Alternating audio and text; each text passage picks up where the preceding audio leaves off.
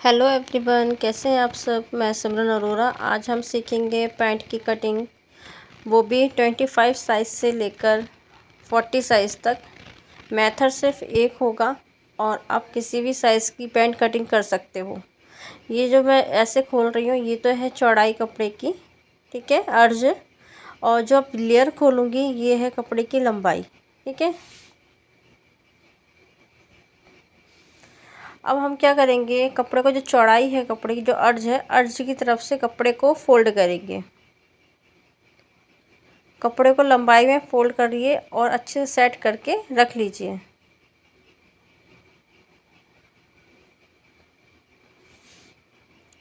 ये कपड़ा हमने अच्छे से सेट कर लिया है।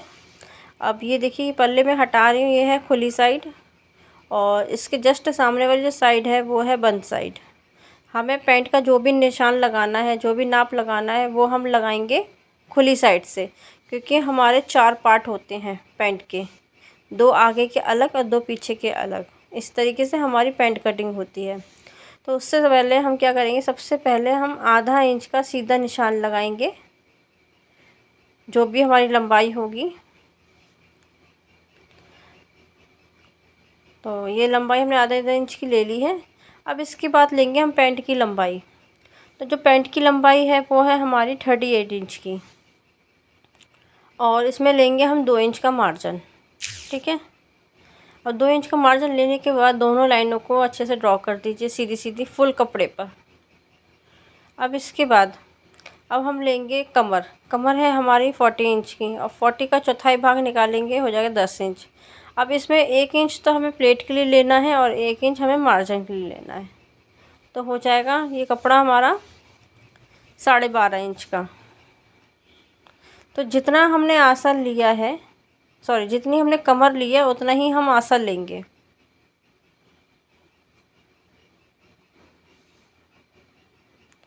ये हमने निशान लगा लिया आसन का भी। आसन का निशान लगाने के बाद सीधी लाइन पहले तो ड्रॉ करेंगे।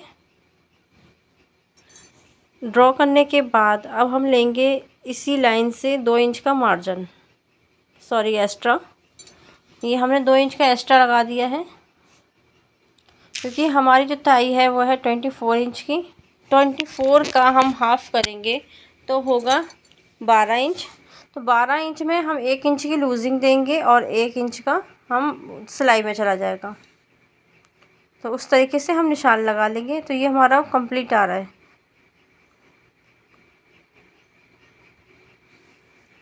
ये सबसे सिंपल मेथड बता रही हूँ कि मैं कटिंग करने का। इस साइज़ से आप किसी भी साइज़ की पैंट कटिंग कर सकते हैं।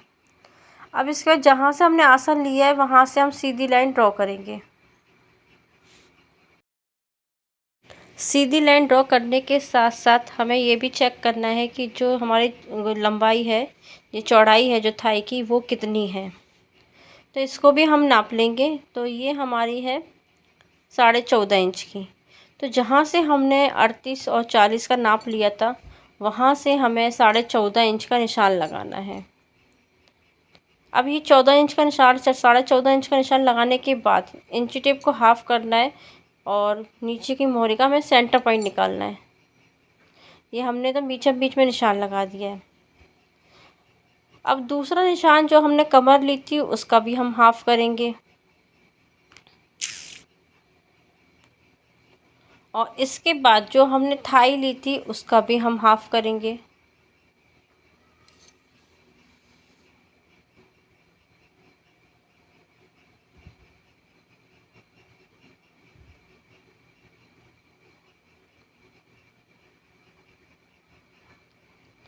ये तीनों निशान हमारे कंप्लीट हो चुके हैं। अब इन सब निशानों को एक दूसरे से मिलाएंगे। थाई वाला और मोहरी वाला हमें निशान एक दूसरे से मिलाना है। ये निशान मिलाने के बाद अब हम लगाएंगे मोहरी का निशान, ठीक है। और ये ऊपर वाला जो निशान लगाया था यहाँ डलेगी प्लेट। तो मोहरी का निशान हम ऐसे लगाएंगे, जो सेंटर में जो निशान लगाया था वहाँ से हमें लेना है। तो 14 इंच की हमारी मोहरी है, 14 का हम चौथाई भाग निकालेंगे, पहले हाफ करेंगे तो हो जाएगा 14 का 7 इंच। अब 7 का भी हम हाफ करेंगे तो हो जाएगा 3.5 इंच। तो जो सेंटर पॉइंट लगाया था निशान हमने, वहाँ से 3.5 इंच का लाइन के इस तरफ से निशान लगाना है और 3.5 इंच का लाइन के इस तरफ से निशान लगाना है। इस तरीके से हमें मोहरी निकालनी है। ये मोहरी निकालने के बाद हमें एक तरफ से या दोनों तरफ से आप जैसा चाहें वैसा 1 इंच का तिरछापन देना है, जिससे कि जब हम फोल्ड करते हैं मोहरी को तो कपड़ा छोटा पड़ जाता है। कई बार जब देखा भी होगा, तो अगर 1 इंच दोनों तरफ से एक्स्ट्रा कट करेंगे तो आपके कपड़े में कम नहीं पड़ेगा मोहरी के अंदर, और ना ही झोल आएगी। ये सारे निशान कंप्लीट करने के बाद हम स्केल की मदद से गोलाई दे देंगे पैंट में, और दूसरी तरफ से हम इंची टेप से लाइन खींचेंगे पैंट में। यानी कि एक तरफ होगा हल्का सा सर्कल टाइप का शेप और एक तरफ से होगा हल्का सीधा साइड। ठीक है, हल्का सा शेप देने से ये होता है कि हमें पैंट के अंदर कभी भी झोल नहीं आती है, पैंट ऊपर की तरफ नहीं चढ़ती है।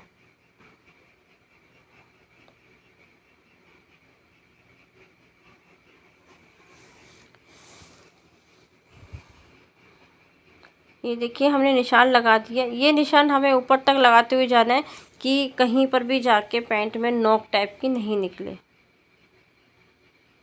अब इसके बाद हमने लगाया 20 इंच का निशान कमर से, और 9 इंच के हमारा ये नी है वो हमारी 18 इंच का, 18 का हमने हाफ किया है तो 9 इंच, तो 9 इंच हम ये लेंगे और आधा इंच हम मार्जिन का लेंगे, यानी कि 9.5 इंच का। ये निशान लगाने के बाद ऊपर का जो थाई का निशान लगाया था फिटिंग का, वो निशान और 9.5 इंच का निशान हमें मिला देना है। इसके बाद हम लगाएंगे आसन की गोलाई। तो आसन की गोलाई के लिए हमने 1 इंच लिया है, और जैसे मुड्ढे की गोलाई देते हैं सेम टू सेम हमें वैसे ही गोलाई देनी है। गोलाई देने के बाद हम कपड़े की कटिंग कर लेंगे। अब जो बेल्ट वाला हिस्सा है फ्रंट पार्ट पे, वहाँ पे हम एक छोटा सा लगाएंगे कट। फिर से हमने कपड़े को डबल फोल्ड किया हुआ है जैसे कि पहले किया था। डबल फोल्ड करने के बाद जो फ्रंट पार्ट है पैंट का उसको हम रखेंगे। रखने के बाद अच्छे से सेट करना है, और जहाँ पे कमर है वहाँ से हमें पहले 4 इंच का निशान लगाना है, 4 इंच छोड़ना है। उसके बाद से हमें फ्रंट पार्ट को हम सेट करेंगे।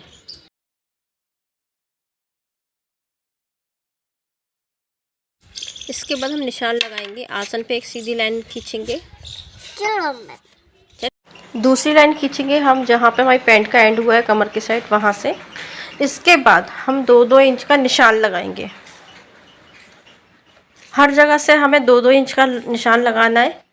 ऊपर से भी 2 इंच लगाया है, और जहाँ आसन का एंड हुआ है वहाँ से भी हमें 2 इंच का निशान लगाना है, और जो मोहरी होगी मोहरी की तरफ से भी हमें लगाना है 2 इंच का निशान। निशान लगाने के बाद जो मोहरी से आसन तक का जो निशान है वो हम स्केल की मदद से लगाएंगे। सर्कल जो स्केल आता है हल्का शेप वाला, उस शेप वाले स्केल से हम शेप लगाएंगे। ये शेप कंप्लीट करने के बाद दूसरी साइड से जहाँ से पॉकेट लगी वहाँ से हमें, जैसे पैंट का शेप है उसी शेप में हम पहले निशान लगाएंगे। निशान लगाने के बाद इसके बाद हम कटिंग करेंगे, और आसन भी हमें सेम टू सेम वैसा ही निशान लगाना है जैसे कि हमने पहले वाले पार्ट पे लगाया था। बस 2 इंच का अंतर हो जाएगा। 2 इंच बड़ा पीछे वाला पार्ट जो होगा पैंट का वो हमें 2 इंच बड़ा काटना है। लंबाई में 4 इंच बड़ा कटेगा और चौड़ाई में कटेगा 2 इंच बड़ा। कंप्लीट करने के बाद ये जो हमने 4 इंच का जो कपड़ा एक्स्ट्रा कटिंग किया था, वहाँ से जहाँ से पॉकेट लगती है सीधी साइड में, वहाँ से हमें 2 इंच का निशान लगाना है। 2 इंच का निशान लगा के कुछ हमें तिरछे में हमें एक निशान लगाना है पूरा आसन तक। इस तरीके से लगा के निशान, अब इसको हम कट कर देंगे।